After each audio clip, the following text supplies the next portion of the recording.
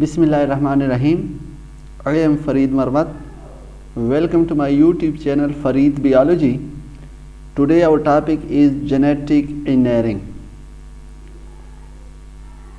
Genetic engineering can be defined as the artificial synthesis, modification, removal, addition and repairing of genetic material is called genetic engineering. Genetic engineering वो field है जिसमें हम genetic material से मुराद है DNA जो living organism के sales के अंदर होता है और लिविंग ऑर्गेनिज्म के अंदर जितने भी कैरेक्टरिस्टिक्स होते हैं वो डीएनए या जेनेटिक मटेरियल पैदा करता है। जेनेटिक इंजीनियरिंग में हम इस जेनेटिक मटेरियल को आर्टिफिशियली सिंथेसाइज कर सकते हैं, आर्टिफिशियली बना सकते हैं। मॉडिफिकेशन, जेनेटिक मटेरियल के अंदर चेंजेस ला सकते हैं। रिमूवल, जेनेटिक मटेरियल या डीएनए के किसी पार्ट को हम रिमूव कर सकते हैं। एडिशन, उसके साथ कोई पार्ट हम ऐड भी कर सकते हैं। और जेनेटिक मटेरियल अगर कहीं से डैमेज हुआ है तो उसको हम रिपेयर कर सकते हैं। तो जेनेटिक इंजीनियरिंग बेसिकली उन टेक्निक्स का नाम है जिन टेक्निक्स की वजह से हम जेनेटिक मटेरियल की artificial synthesis, modification, removal, addition और रिपेयरिंग करते हैं। तो ये जो टेक्निक्स हैं इन टेक्निक्स को जेनेटिक इंजीनियरिंग बोला जाता है। इंजीनियरिंग टेक्निक्स का नाम है, जैसा कि इलेक्ट्रिकल इंजीनियरिंग है। इलेक्ट्रिकल इंजीनियरिंग में टेक्निक सिखाए जाते हैं किस चीज़ के, इलेक्ट्रिकल अप्लायंसेस के टेक्निक सिखाए जाते हैं। यहाँ पर हमारे पास जेनेटिक इंजीनियरिंग है। जेनेटिक इंजीनियरिंग में जो टेक्निक्स है वो जेनेटिक मटेरियल की artificial synthesis, modification, removal, addition और इसके रिपेयरिंग के लिए होते हैं। तो बायोलॉजी की वो ब्रांच जिसमें हम जेनेटिक मटेरियल की artificial synthesis, modification, removal, addition और रिपेयरिंग करते हैं, इस ब्रांच को या इन टेक्निक्स को जेनेटिक इंजीनियरिंग बोला जाता है। बिल्कुल इस तरह ये डायग्राम में देखें, ये जो डबल स्टैंडर्ड दिखाया गया है, डबल स्टैंडर्ड स्ट्रक्चर, ये डीएनए है। दूसरी तरफ आप देखिए बंदा उसको ठीक कर रहा है। ये बेसिकली ये पिक्चर जेनेटिक इंजीनियरिंग को शो कर रहा है। जेनेटिक इंजीनियरिंग में भी इस तरह के टेक्निक्स होती है जिसमें हम जेनेटिक मटेरियल को मॉडिफाई कर सकते हैं या जेनेटिक मटेरियल को चेंज कर सकते हैं। जेनेटिक मटेरियल बड़ा इम्पॉर्टेंट रोल प्ले करता है लिविंग ऑर्गेनिज्म की बॉडी के अंदर, क्योंकि लिविंग ऑर्गेनिज्म के बॉडी के अंदर जितने भी कैरेक्टरिस्टिक्स होते हैं उन कैरेक्टरिस्टिक को कौन कंट्रोल करता है, जेनेटिक मटेरियल, डीएनए। क्योंकि जेनेटिक मटेरियल और डीएनए एक इम्पॉर्टेंट रोल प्ले करता है। और जेनेटिक इंजीनियरिंग में चूंकि हम उस डीएनए को क्या करते हैं, मॉडिफाई करते हैं, रिपेयर करते हैं या उसके अंदर चेंजेस लाते हैं, तो यही वजह है कि जेनेटिक इंजीनियरिंग भी एक बहुत ही इम्पॉर्टेंट फील्ड है। अगर हम किसी लिविंग ऑर्गेनिज्म के जेनेटिक मटेरियल को चेंज कर लें तो उससे उस लिविंग ऑर्गेनिज्म के कैरेक्टरिस्टिक चेंज हो जाएंगे। बिल्कुल इसी तरह अगर किसी लिविंग ऑर्गेनिज्म के अंदर कोई बीमारी है और वो उसके डीएनए या जेनेटिक मटेरियल की वजह से है, तो जेनेटिक मटेरियल की वजह से हम उसके जो डीएनए है उसको हम सही करके उस बीमारी को भी ख़त्म कर सकते हैं। तो यही वजह है, चूँकि डीएनए बड़ा important, genetic material main role play करता है और जेनेटिक इंजीनियरिंग का ताल्लुक इस जेनेटिक मटेरियल से है। यही वजह है कि जेनेटिक इंजीनियरिंग बहुत इम्पॉर्टेंट फील्ड है। Objective of genetic engineering, genetic में इंजीनियरिंग किस मकसद के लिए बनाया गया है, इसका पर्पस क्या है, इसके ऑब्जेक्टिव्स क्या है। पहला ऑब्जेक्टिव है isolation of a particular gene for various purposes such as gene therapy.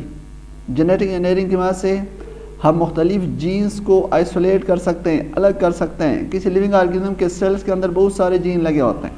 अब अगर एक पार्टिकुलर जीन वहाँ से हम निकालना चाहते हैं, जेनेटिक इंजीनियरिंग पर हम उससे वो जीन निकाल सकते हैं। जीन जब निकालेंगे तो जीन का क्या करेंगे, उस जीन को हम मुख्तलिफ पर्पसेस के लिए इस्तेमाल कर सकते हैं, सच एज जीन थेरेपी।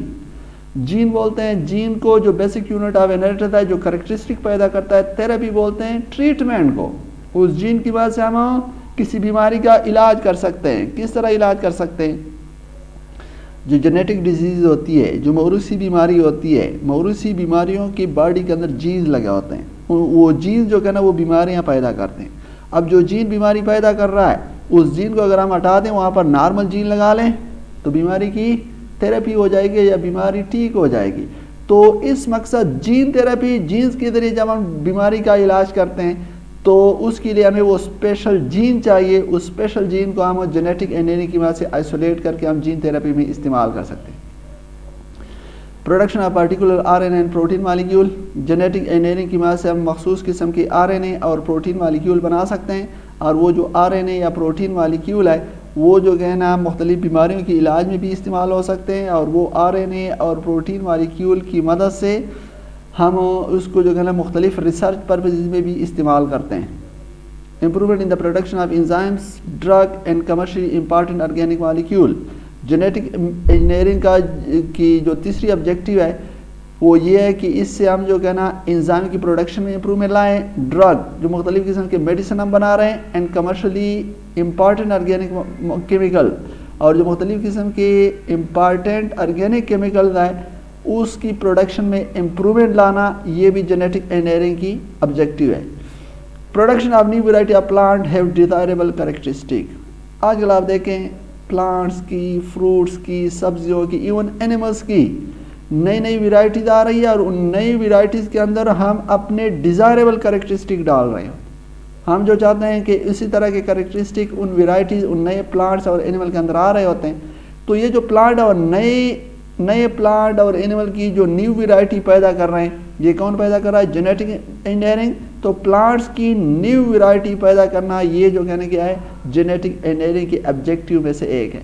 इसके अलावा treatment of genetic defects in higher plant, कुछ हायर ऑर्गेनिज्म, कुछ ऑर्गेनिज्म है, इंसान को भी ले लें, एनिमल को ले लें, तो उसके अंदर कोई डिफेक्ट्स होती हैं, कुछ बीमारियां होती है, वो क्या होती है? जेनेटिक होती है, वो उसकी जीन्स की वजह से होती है। जेनेटिक इंजीनियरिंग की जो फिफ्थ ऑब्जेक्टिव है वो क्या है? तो जेनेटिक डिफेक्ट की वजह से, जीन में ख़राबी की वजह से जो बीमारियां पैदा होती है उसका इलाज करना।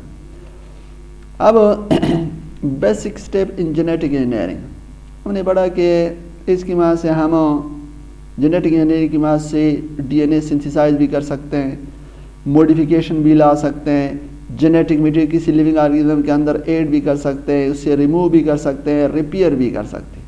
अब मुख्तलिफ़ किस्म के टेक्निक इस्तेमाल होते हैं। अब ये जो हम करेंगे कि जेनेटिक इंजीनियरिंग डीएनए या जेनेटिक मटेरियल में किस तरह चेंज लाएगा, यहाँ पर कुछ हम स्टेप्स पढ़ेंगे कि जेनेटिक इंजीनियरिंग एक लिविंग ऑर्गेनिज्म से दूसरी लिविंग ऑर्गेनिज्म में जीन किस तरह ट्रांसफ़र करता है, और वो जो जीन वो ट्रांसफ़र करेगा तो उससे लिविंग ऑर्गेनिज्म के अंदर कैरेक्टरिस्टिक, नए कैरेक्टरिस्टिक आएंगे।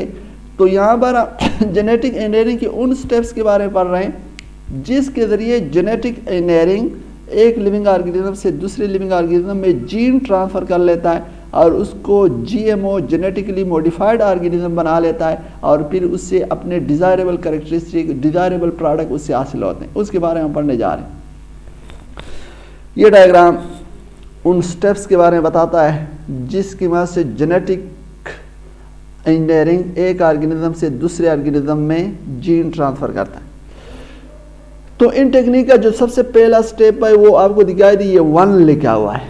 1 में हम क्या करते हैं? Isolation of gene of interest.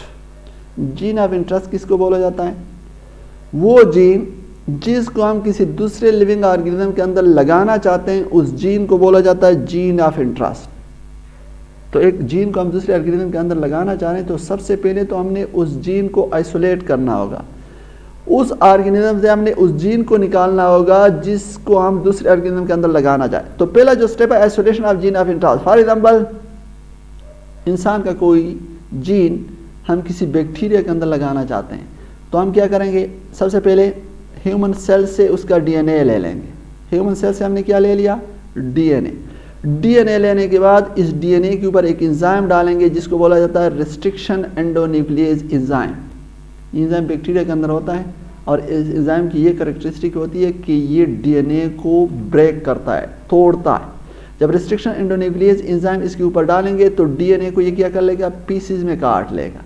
Restriction एंडोन्यूक्लियेज enzyme जब डीएनए को पीसेस में काट लेता है तो उसके बाद डीएनए के उन पीसेस में हम वो पीस उठा लेंगे जिसके ऊपर हमारा जीन ऑफ इंटरेस्ट लगा है। तो सबसे पहला स्टेप क्या होगा, isolation of gene of interest किस तरह करेंगे, सोर्स ऑर्गेनिज्म या जिस ऑर्गेनिज्म के अंदर वो जीन लगा है उसका डीएनए निकालेंगे, रेस्ट्रिक्शन एंडोन्यूक्लियस एंजाइम की मदद से हम इसके डीएनए को पीसेस में काट लेंगे, फिर उसके डीएनए के पीसेस में से वो पीस या वो फ्रेगमेंट उठा लेंगे जिसके ऊपर जीन ऑफ इंटरेस्ट लगा हुआ। दूसरा स्टेप क्या होता है, दूसरा स्टेप ये होता है बच्चे कि हमने insertion of gene of interest into vector, gene of interest जिस जीन को हम दूसरे ऑर्गेनिज्म के अंदर लगाना चाह रहे हैं उस जीन को हमने किस चीज़ के अंदर लगाना है, वेक्टर के अंदर लगाना है। वेक्टर क्या चीज़ है, वेक्टर वो मालिक्यूल है या वो मटेरियल है जिसके ज़रिए हम जीन किसी ऑर्गेनिज्म में ट्रांसफ़र करते हैं।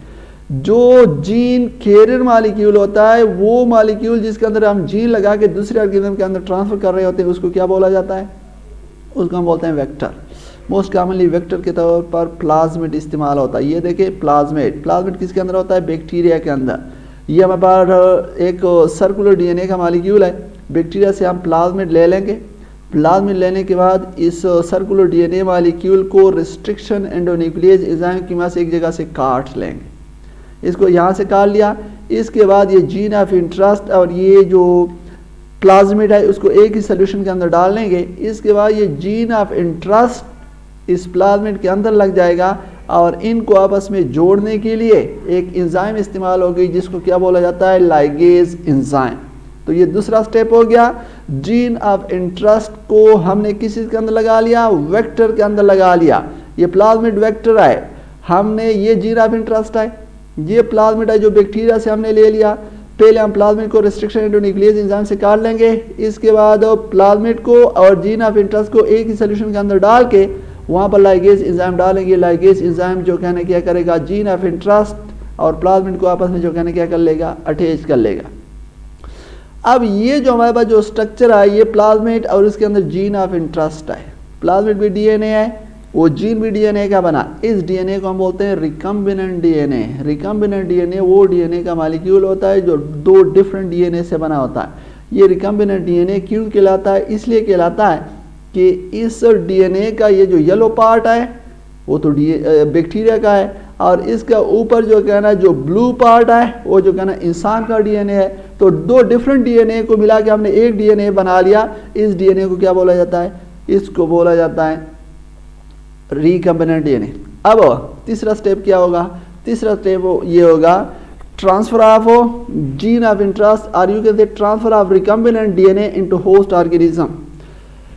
जीन ऑफ इंटरेस्ट जिनको हमने प्लाज्मिड के अंदर लगा लिया, ये प्लाज्मिड हम बैक्टीरिया के अंदर ट्रांसफ़र कर लेंगे। जब प्लाज्मिड बैक्टीरिया के अंदर जाएगा तो इसके अंदर ये जीन लगा हुआ है तो साथ जो है ना ये जीन भी ट्रांसफ़र हो जाएगा।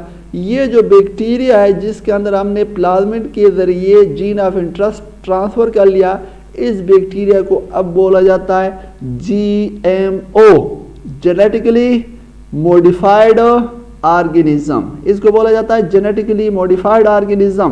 क्यों, क्योंकि इसके अंदर क्या आ गया, इसके अंदर वो जीन ऑफ इंटरेस्ट आ गया। अच्छा, बैक्टीरिया के अंदर हमने वेक्टर के थ्रू जीन ऑफ इंटरेस्ट, अब ये बैक्टीरिया इस प्लाज्मिड को आसानी से ले भी लेगा। क्यों, क्योंकि प्लाज्मिड किसके अंदर होता है, प्लाज्मिड तो बैक्टीरिया के अंदर होता है। बैक्टीरिया होने की वजह से वो जो कहना उस प्लाज्मिड के अंदर हमने सिर्फ जीन ऑफ इंटरेस्ट लगाया, बाकी तो बैक्टीरियल डीएनए है वो इसके अंदर चला गया। तो ये बैक्टीरिया, यही ऑर्गेनिज्म जिसके अंदर फॉरेन जीन मौजूद है, इसको बोला जाता है जेनेटिकली मॉडिफाइड ऑर्गेनिज्म। इसका जो अगला स्टेप होगा उसका हम बोलते हैं ग्रोथ ऑफ GMO। एक बैक्टीरिया के अंदर हमने जीन ट्रांसफ़र कर लिया, अब हम इसकी ग्रोथ करवाएंगे। इस बैक्टीरिया से और ज़्यादा बैक्टीरिया बनाएंगे। वो किस लिए बनाएंगे, वो इसलिए बनाएंगे कि इस बैक्टीरिया से जितने भी नए बैक्टीरिया बनेंगे, हर एक बैक्टीरिया के अंदर वो जीन जो हमने इंसान का जीन जो इसके अंदर लगाया है, वो इससे जितने भी नए बैक्टीरिया बनेंगे उसके अंदर वो जीन जो कहने क्या हो जाएगा, ट्रांसफ़र हो जाएगा। तो पहले हमने एक बैक्टीरिया के अंदर ट्रांसफर कर लिया, इस बैक्टीरिया की ग्रोथ करवाएंगे। ग्रोथ किस तरह करवाएंगे, बैक्टीरिया को सूटेबल मीडियम में रखेंगे, उसको जो खुराक चाहिए, टेम्परेचर चाहिए, जो pH चाहिए, एक ऐसी सोल्यूशन के अंदर डाल लेंगे कि उसके लिए उसके अंदर मोस्ट सूटेबल टेम्परेचर है, खुराक है, एंजाइम सब कुछ मौजूद है। तो उसके अंदर बैक्टीरिया जो क्या करता है, ग्रो करता है, डिवाइड होता है। 1 से 2 बैक्टीरिया, 2 से 4 बैक्टीरिया, 4 से 8। तो हमारे पास बैक्टीरिया की बहुत ज़्यादा पॉपुलेशन बन जाएगी।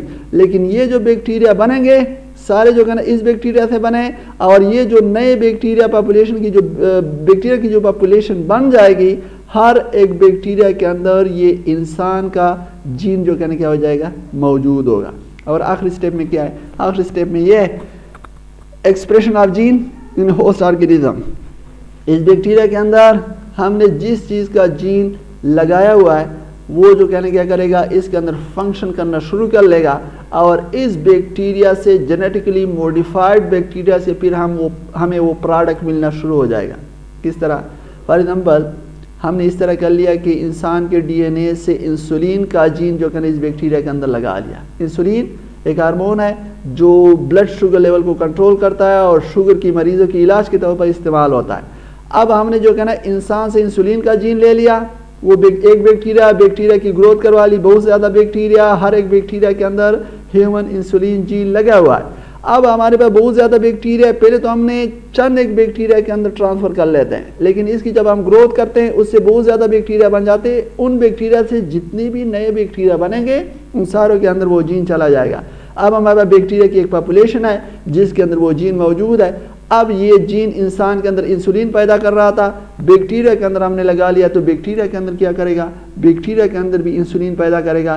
तो वो जो बैक्टीरिया की जो हमारे पास पॉपुलेशन बन गई, वो बैक्टीरियल पॉपुलेशन से हमें इंसुलिन मिलना शुरू हो जाएगा, और उस इंसुलिन को फिर हम क्या कर लेते हैं, बीमारी शुगर के इलाज के लिए इस्तेमाल करते हैं। यहाँ पर मैंने इंसुलिन की एक एग्जाम्पल बताई। यहाँ आप इंसान से किसी भी ग्रोथ हार्मोन का जीन आप ले लें, या इसके अलावा ब्लड क्लॉटिंग फैक्टर का या किसी और एंजाइम का जीन आप ले लें, बैक्टीरिया के अंदर लगा लें, बैक्टीरिया की पॉपुलेशन बना लें, तो वहाँ से आपको जो है ना वो चीज़ मिलना शुरू हो जाएगी। तो ये बेसिक स्टेप है जेनेटिक इंजीनियरिंग की, जिसकी मदद से हम जेनेटिक मटेरियल को या जीन को एक ऑर्गेनिज्म से दूसरे ऑर्गेनिज्म में क्या कर लेते हैं, ट्रांसफ़र कर लेते हैं। डायग्रामेटिकली मैंने आपको बता दिया इसके ऊपर किस तरह लिखना है, कौन से स्टेप्स हैं।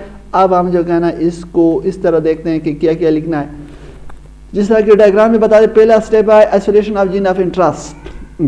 Gene of interest is identify in the donor organism. जिस ऑर्गेनिज्म से आप वो जीन लेना चाहते हैं पहले उसको आइडेंटिफाई कर लें। Then with the help of special enzyme called restriction endonuclease enzyme, the DNA of donor organism is cut and gene of interest is separated from the total DNA of donor organism. पहले gene को identify कर लें, उस organism से जहाँ पर ऊपर diagram में इंसान उसने ह्यूमन ले लिया था, उससे डीएनए निकाले, डीएनए को रिस्ट्रिक्शन एंडोन्यूक्लियस एंजाइम से काट लें, फिर उसके डीएनए का वो पीस उठा लें जिसके ऊपर आपका जीन ऑफ इंटरेस्ट, जिस जीन को आप जो है ना ट्रांसफ़र करना चाहते हैं वो वाला पीस आप अलग कर लेंगे, और वो जीन जो है ना आपके पास आइसोलेट हो जाएगा।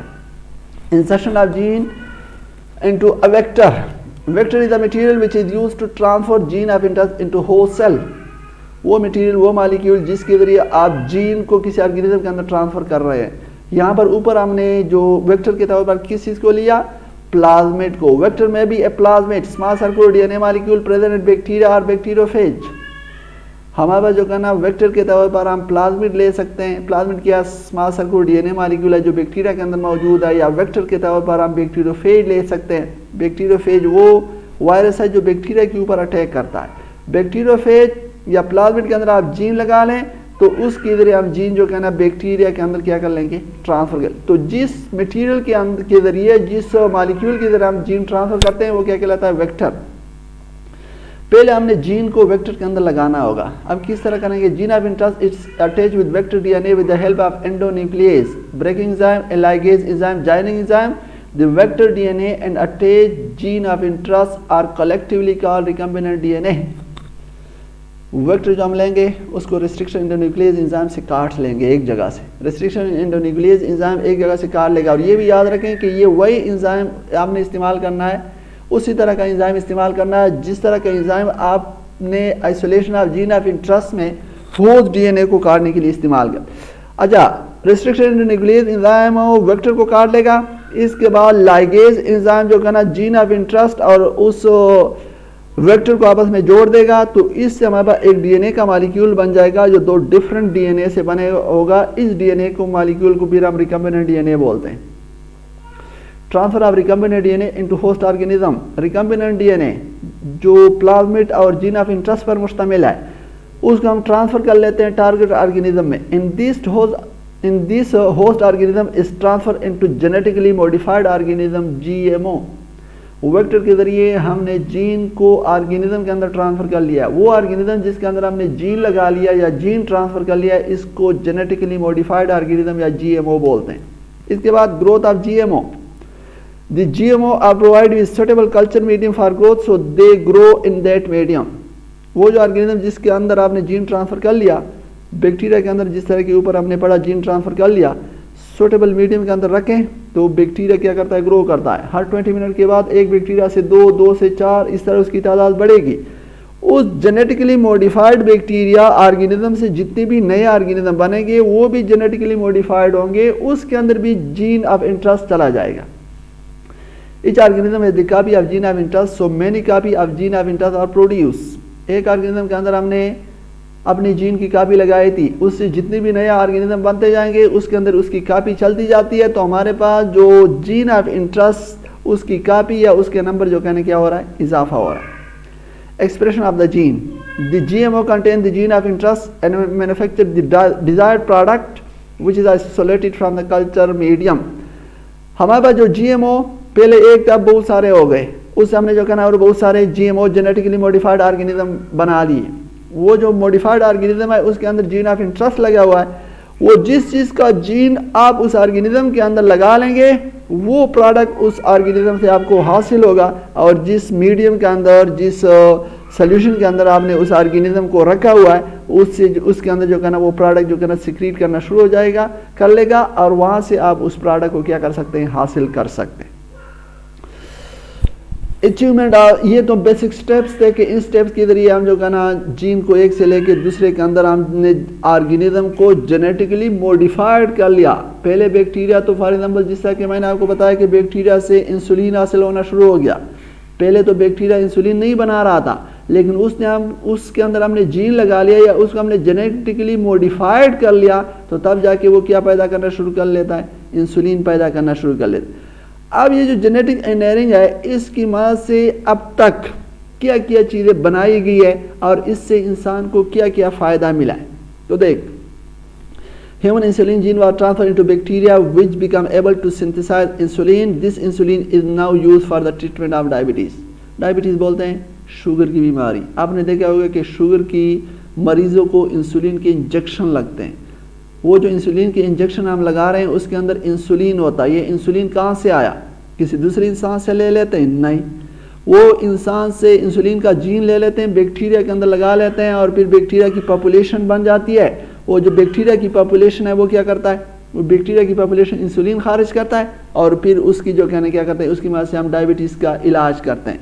तो सबसे पहली जो अचीवमेंट है कि जेनेटिक इंजीनियरिंग की मदद से इंसान बैक्टीरिया की मदद से इंसुलिन बनाता है, और फिर वो इंसुलिन डायबिटीज़ के इलाज में इस्तेमाल होता है। In 1977, E. coli, Escherichia coli एक बैक्टीरिया है, was created which was able to synthesize human growth hormone। Atrial pituitary gland एक हार्मोन पैदा करता है जिसको बोला जाता है human growth hormone. Human growth hormone का बॉडी के अंदर क्या काम होता है, इससे हमारी बॉडी के अंदर ग्रोथ होती है। हमने इसके बारे में पढ़ा, ज़्यादा खारिज हो जाए तो गाइगेंटिज्म हो जाएगी, कम खारिज हो जाए तो ड्वार्फिज्म हो जाती है। अब अगर किसी बच्चे के अंदर कम खारिज हो रहा है तो उसके अंदर ग्रोथ नहीं होगी, वो तो ड्वार्फिज्म का शिकार हो जाएगा।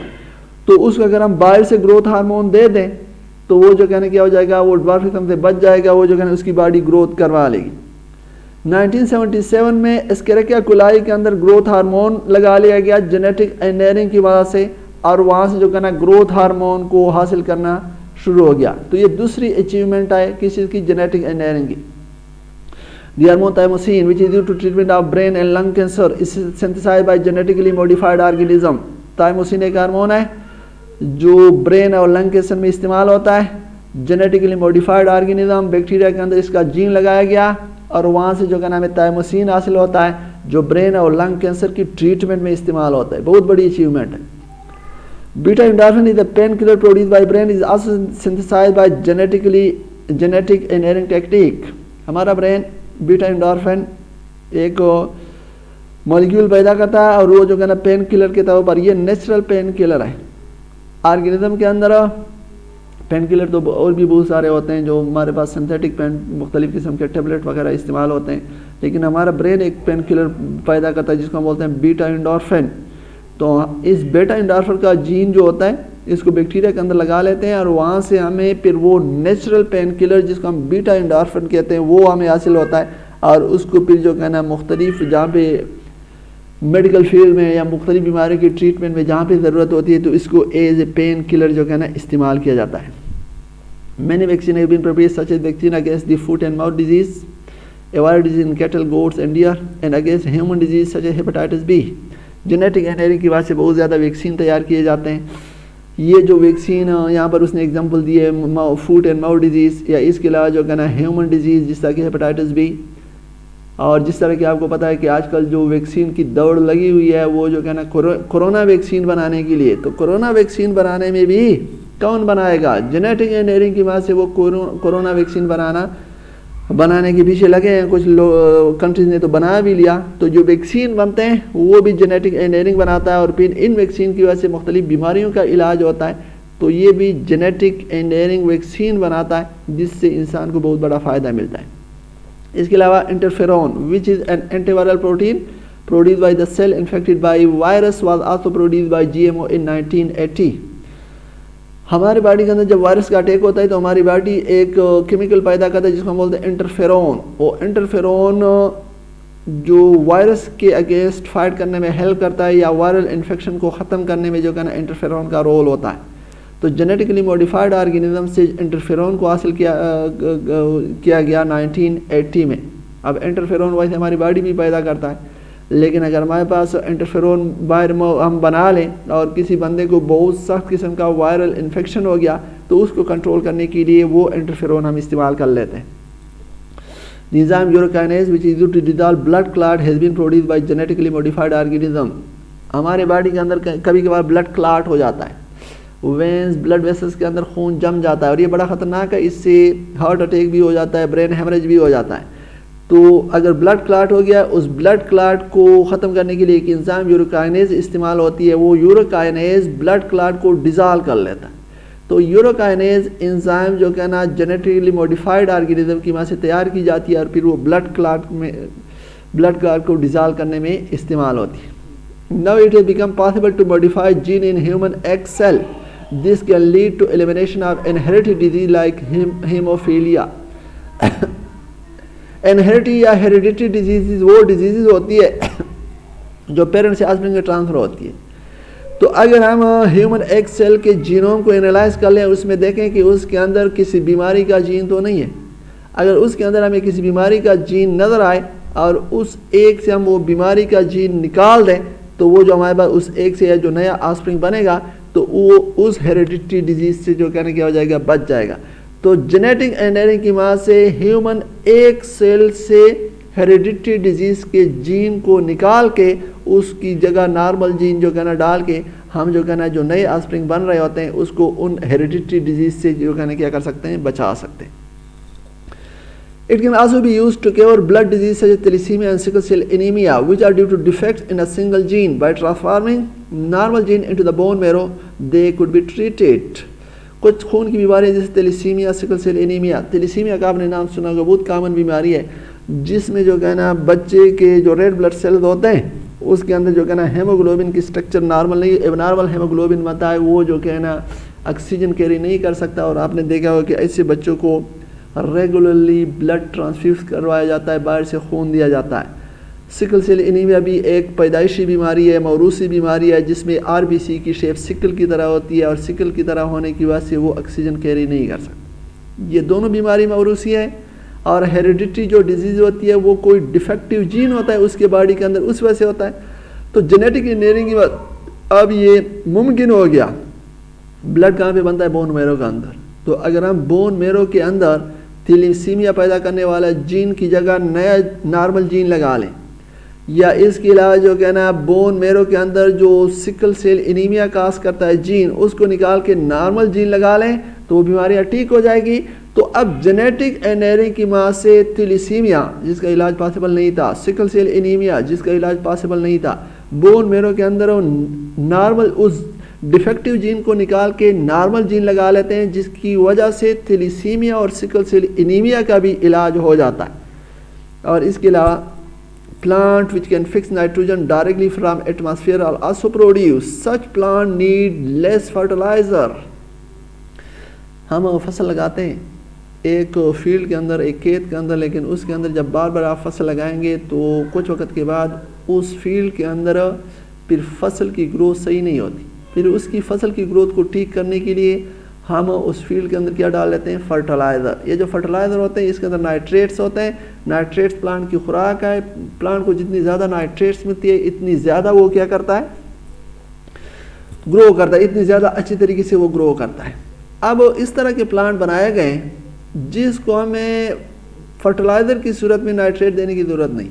वो क्या करते हैं, वो खुद नाइट्रेट बनाता है, हवा से नाइट्रोजन लेता है और उसको किस में कन्वर्ट कर लेता है, उसको कन्वर्ट कर लेता है नाइट्रेट्स में। जब प्लांट खुद हवा से नाइट्रोजन लेके नाइट्रेट बनाएगा तो ऐसे प्लांट को हमें फर्टिलाइज़र अगर देने की ज़रूरत भी पड़ी तो बहुत कम पड़ेगी। प्लांट जो है ना खुद जो है ना नाइट्रेट बना, फर्टिलाइज़र की सूरत में हमने प्लांट को बाहर से क्या दे रहे हैं, नाइट्रेट दे रहे हैं। अब अगर प्लांट खुद नाइट्रेट बनाना शुरू कर ले तो उसको तो फिर फर्टिलाइज़र की ज़रूरत नहीं पड़ती। तो ये वो अचीवमेंट है, ये वो चीज़ें जो हमारा जेनेटिक इंजीनियरिंग ने जो कहना अभी तक की है। और इसके अलावा जेनेटिक इंजीनियरिंग और भी बहुत सारी चीज़ों के ऊपर काम कर रहा है। प्लांट्स की, एनिमल्स की नई नई वेराइटीज़ बना रहा है और उसके अंदर हमारे डिज़ायर कैरेक्टरिस्टिक डाल रहा है। इसके अलावा जेनेटिक इंजीनियरिंग की मदद से मुख्तलिफ़ बीमारियों का इलाज किया जा रहा है। मुख्तलिफ़ किस्म के हार्मोन, मुख्तलिफ़ किस्म के वैक्सीन, एंजाइम वगैरह पैदा किए जाते हैं। तो जेनेटिक इंजीनियरिंग ने इंसान की ज़िंदगी के ऊपर बहुत बड़ा असर डाला है और जेनेटिक इंजीनियरिंग ने इंसान की बहुत ज़्यादा हेल्प की है, ख्वाह वो डिज़ीज़ की कंट्रोल में हो, ख्वाह वो डिज़ीज़ की ट्रीटमेंट में, ख्वाह वो उस सूरत में कि जेनेटिक इंजीनियरिंग की मदद से इंसान ने जो कहना प्लांट्स और एनिमल की नई वेराइटीज़ बना ली और वो जो प्लांट्स और एनिमल की नई वेराइटी बन गई उससे जो कहना क्या होता है, इंसान के जो खुराक के जो मसले हैं वो भी जो कहना हल हो गए। तो बेसिकली ये हमारा टॉपिक था जेनेटिक इंजीनियरिंग। जेनेटिक इंजीनियरिंग का के ऑब्जेक्टिव क्या है, किस मकसद के लिए बनाया गया है, इसके अलावा step of genetic engineering. Genetic engineering में हम किसी लिविंग ऑर्गेनिज्म के जेनेटिक मटेरियल को चेंज करके उसके अंदर नए कैरेक्टरिस्टिक किस तरह पैदा कर सकते हैं। और आखिर में हमने डिस्कस किया achievement of genetic engineering. Genetic engineering की मदद से अब तक क्या क्या चीज़ें तैयार की गई है जिससे इंसान को फ़ायदा मिला। उम्मीद है कि आपको समझ आई होगी। फिर भी अगर आपकी कोई क्वेश्चन है, your question are always welcome. आप अगर कोई सजेशन देना चाहते हैं आप सजेशन भी दें। And thanks all of you, take care.